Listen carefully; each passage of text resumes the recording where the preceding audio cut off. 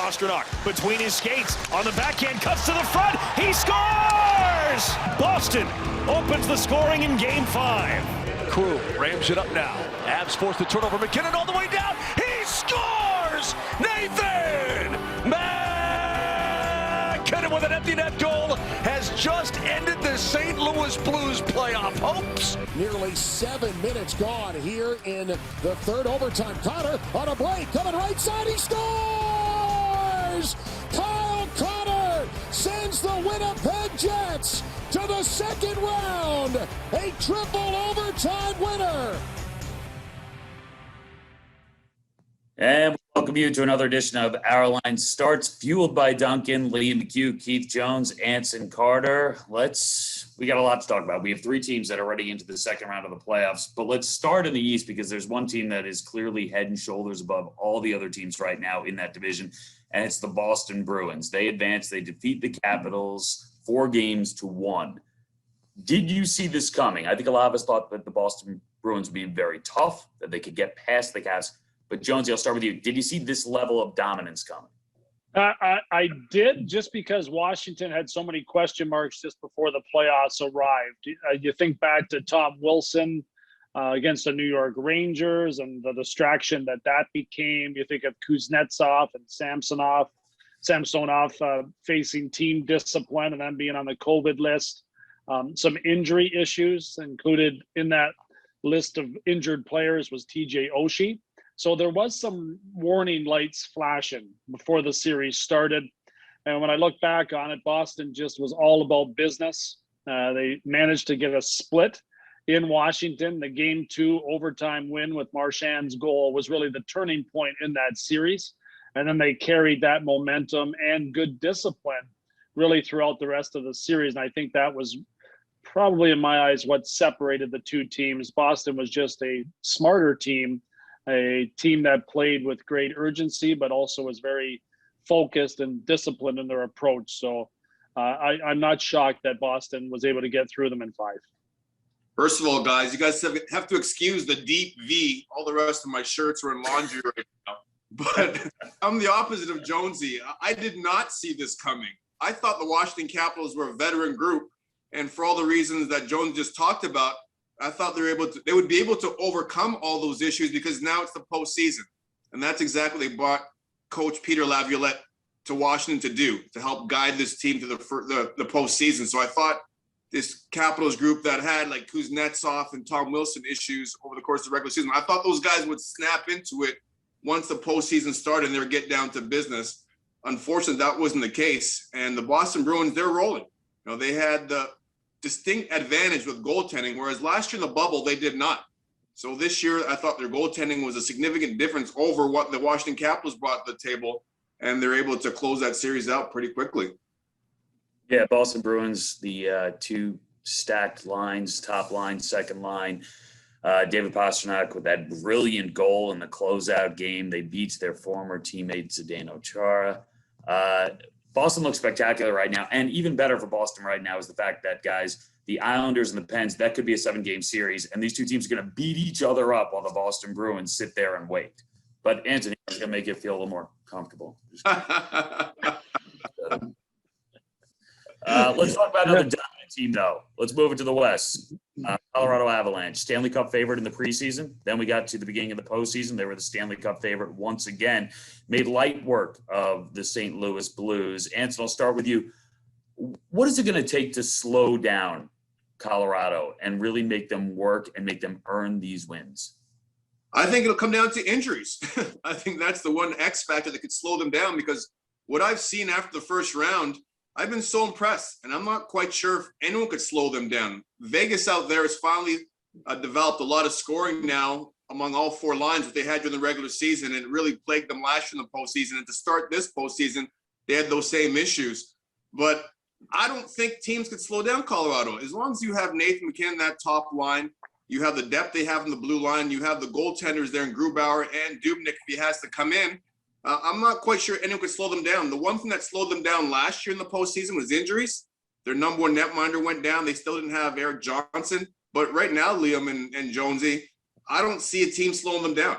And the last thing, too, I'm impressed by the deep V you have, Liam. I'd be more impressed if I saw Jonesy have the deep V as well. It would be nice. I don't have a big enough chest there. I don't want to show it off there, Ace. I'm gonna keep it well hidden. I don't want people getting too crazy watching. But the Avalanche play that Anaheim Ducks deep V there. Wasn't that the V that won them the championship back in the day? But The flying, The flying V. the flying V, yeah, we'll go with that. But the one thing I think that can slow the Avalanche down is playing a team like Vegas. I'm hoping that those two meet up. I mean, I do think that obviously there's a very easy argument that either of those teams could win the Stanley Cup, and they were both terrific teams during the regular season as well. I'd love to see Pacioretty back.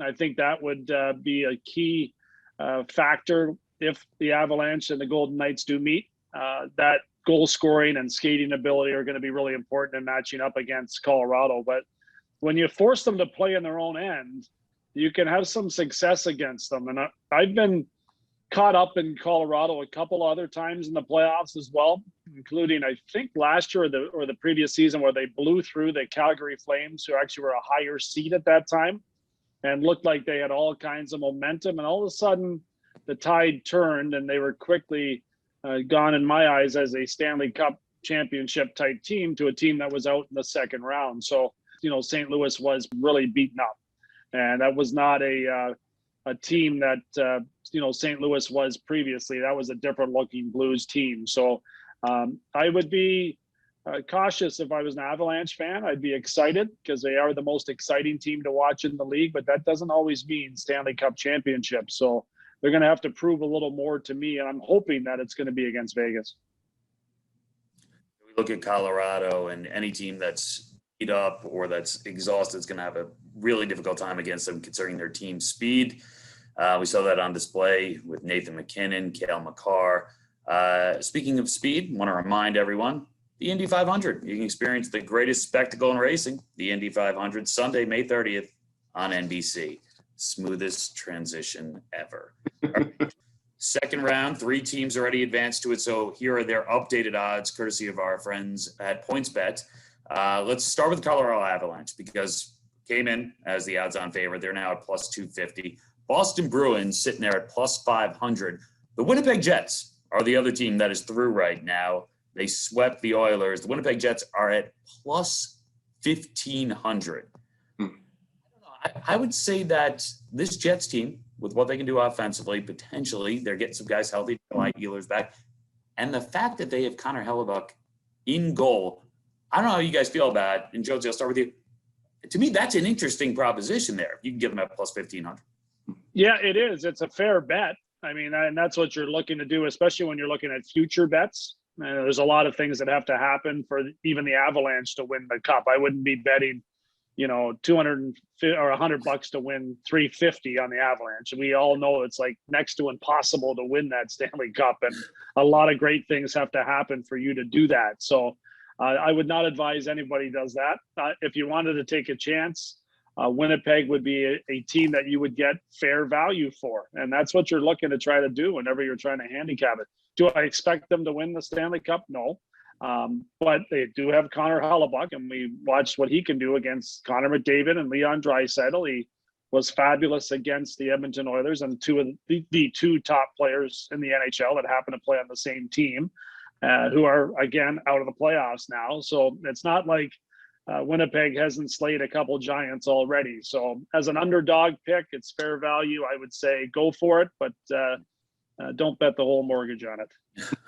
Jones, you'd also say, too, they probably have the easiest path to get to that Final Four than some of those other teams. Because as I continue to watch this North Division, just like the regular season, the postseason is showing exactly the same thing. I watched some of these other divisions, and I know Montreal now that they're going to have, I guess, if it gets to Game 6, 2,500 fans, but it's totally different level of hockey. You don't have fans in the building.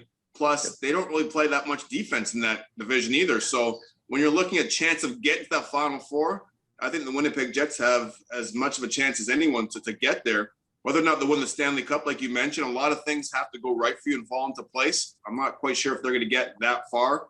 However, I like a lot of value. I like bargains. So that'd be my team, I think, to pick if I want to get a bargain. You got a good deal on that shirt you got on there, I can tell. That is true. He knows a bargain. Definitely does. No, it's a fundamentally flawed division. They don't play a lot of defense, and the team that looked like the clear-cut favorite was the Toronto Maple Leafs, and already they're without their captain John Tavares.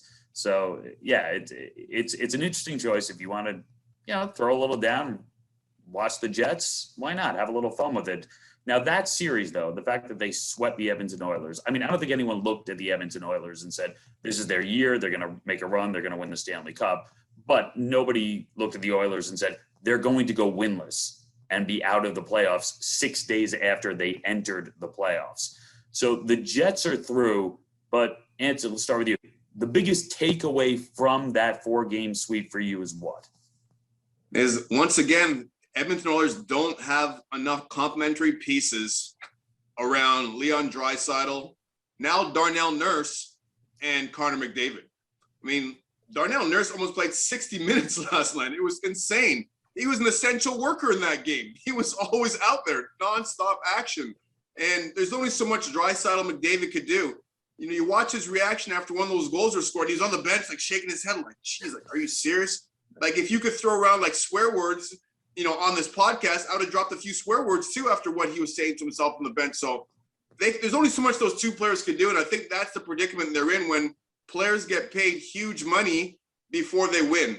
It becomes difficult then to put those pieces around them. If you kind of look at those other teams that have won and guys have gotten paid afterwards, like the Kopitars and the Dowdies and Kane, the Taves and the Crosbys and the Malkins, they won their championships first. And then those guys got paid, but it was total opposite with the Edmonton Oilers. And I think that's why it's that much more important for the Avalanche now to win the Cup this year, because Landeskog's deal's up. They're going to pay McHugh, and then Nathan MacKinnon's up pretty soon too. Like, how long can you keep the band together? I think it's going to be very tough for the Avs. A little bit easier to recruit to Chicago and LA than it is to Edmonton. That too. However, I have played in Edmonton. Playing in Edmonton is actually a pretty fun city, so I can't say anything. Winnipeg, I can't speak for, but Edmonton, it's a great place to play. When you're a visitor going to Edmonton, it feels like you're landing on the moon, Liam. It's dark, it's cold, there's snow, like there's nothing to do. But when you live there, it's actually a pretty fun place to play. Really selling it.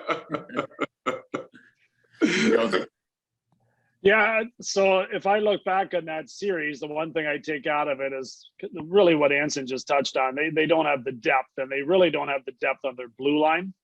I think that's an area where having Darnell Nurse and the way that he's developed into a star certainly is going to help them in the future, but they need multiple pieces around him. And every team that I look at before the playoffs start and have a belief that they're going to advance, they usually have a very good core on the back end, and Edmonton does not have that. They had a veteran goaltender, Mike Smith, that fought really hard this year. I have great respect for how hard he battles, but he's not in the prime of his career, and they would need a little more help at that position as well. So depth is always going to be an issue there.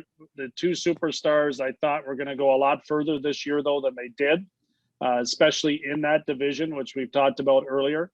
There's not a whole lot of defense going on there, but give Winnipeg credit. They shut them down with a lot of guys that don't have recognizable names on their blue line. And that's an area that Winnipeg had to entirely revamp over the last couple of seasons. And they've kind of taken misfit toys from all over the place and fit them in and made a decor out of it, with the exception of Josh Morrissey, who is a stalwart back there. But Paul Maurice pulled some rabbits out of his hat, and he just did a great job in finding a way to beat Edmonton out. Winnipeg deserves all the credit in the world, but I think if Edmonton looks back at it, they're going to continue to think that they need to balance out their lineup and find some different players that can get in there and allow them to continue to advance.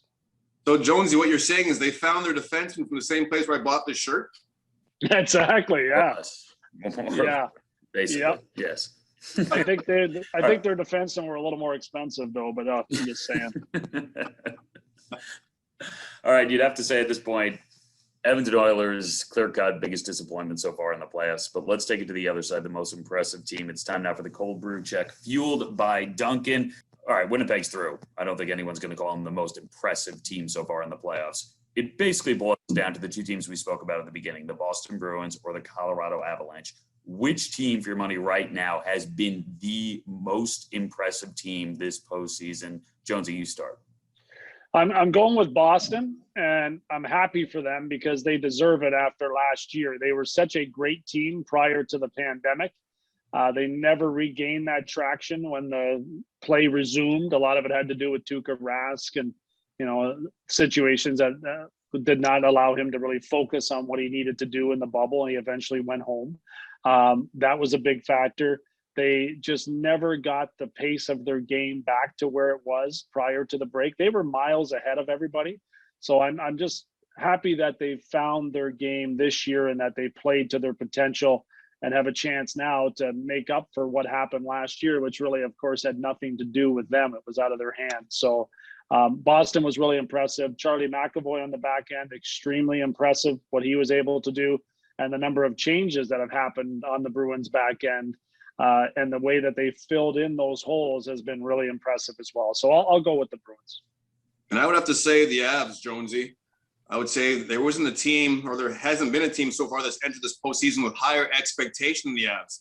And expectations could be an anchor, or you could use it as rocket fuel.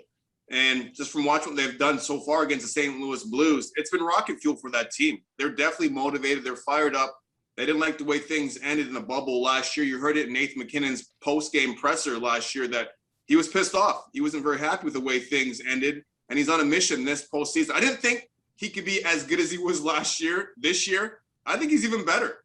And now the pieces around him are even better. And we're not even talking about Nazem Kadri getting suspended for 8 games. Like, they're not even missing him right now.